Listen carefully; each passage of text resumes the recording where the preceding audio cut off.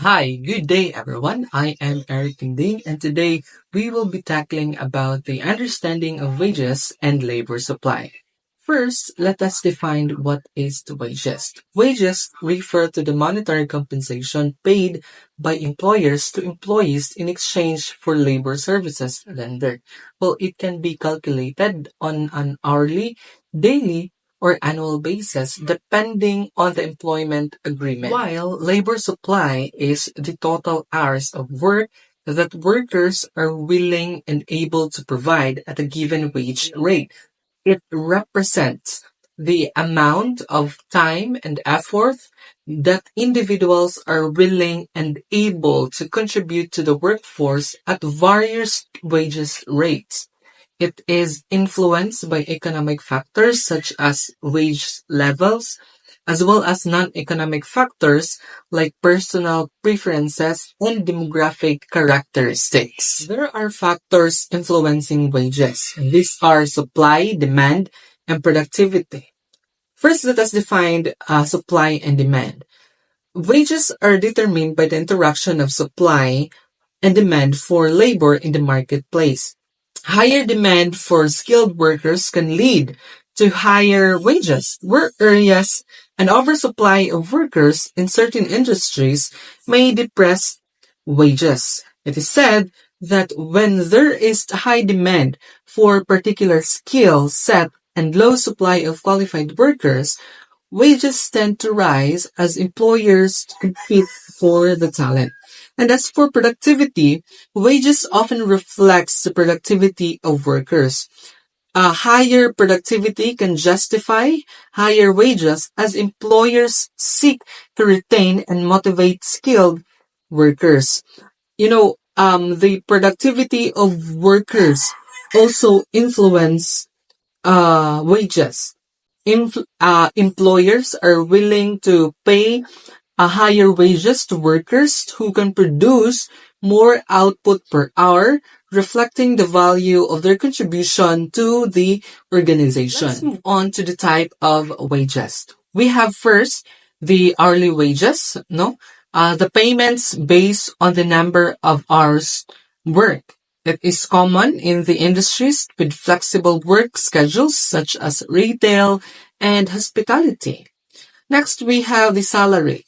Salary, they have these fixed annual or monthly payments, typical for salaried positions, often exempt from overtime pay regulations, and it is often found in professional and managerial rules. Next, we have the piece rate. The payment is based on units produced or tasks completed. It is common in manufacturing and agricultural sectors. Next, we have the commission. The last one type of wages. We have commission. Commission is yung payment na based on sales or revenue generated, prevalent in sales and marketing rules. Dito, yung compensation tied to the sales and revenue generated. It is very common in sales and marketing rules where performances are directly impact the earnings. There are determinants of labor supply. Now, these are economic factors and non-economic factors. Under economic factors is wages rate and income effect. While the non-economic factor, there is demographic and preferences. Let us first discuss the economic factors. We have wages rates. The primary determinant of labor supply is the wages rate or wage rate. Higher wage generally increase the quantity of labor supplied as individuals are incentivized to work more to earn higher income. While here in the income effect, a higher wage rate can lead to income effects where individuals may choose to work fewer hours if their income needs are met with fewer working hours.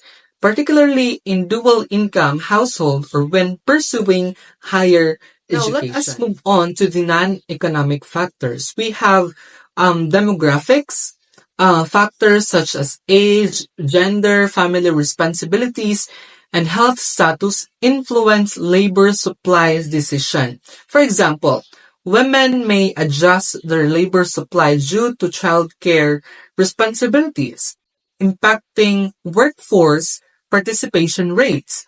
While here in the preferences, uh, personal preferences for leisure time versus work, career aspirations, job satisfaction, cultural norms also play significant roles in determining labor supply decisions. Now, moving on to the labor market equilibrium. The intersection of labor demand and supply curves determines the equilibrium wage rate and employment level.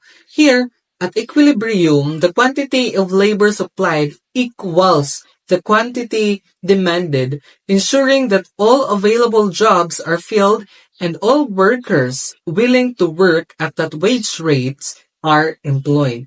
And as for the implications, no change in labor demand or supply can shift the equilibrium, impacting wages and employment in the market. For example, technological advancement that increase productivity can lead to higher wages if demand for skilled labor rises faster than the supply. Talking about the elasticity of labor supply, elastic labor supply means that workers are responsive to changes in wages, adjusting their labor hours accordingly. Inelastic supply indicates less responsiveness, often seen in professions with specialized skills or limited alternative employment options. Let us delve into the implication of wages and labor supply. We have this income distribution. Wages play a critical role in income distribution, affecting inequality levels within society. Higher wages can reduce income inequality by providing greater income opportunities for low-income workers and their families. Number two, we have these employment levels. Wages levels influence employment decision by firms and individual labor supply decision, affecting overall economic activity. Higher wages may encourage more individuals to enter the workforce or work longer hours, increasing the overall employment levels and economic activity. The last one is the policy consideration. Policies such as minimum wage laws, taxation, and social welfare programs can impact wage levels and labor supply dynamics. And these policies aim to balance economic efficiency, social equity, and labor market flexibility. Those are the implications of wages and labor supply. That would be all about the understanding of wages and labor supply. Again, this is Eric saying wages and labor supply are crucial components of economic decision making, influenced by market forces, policy interventions, and individual preferences.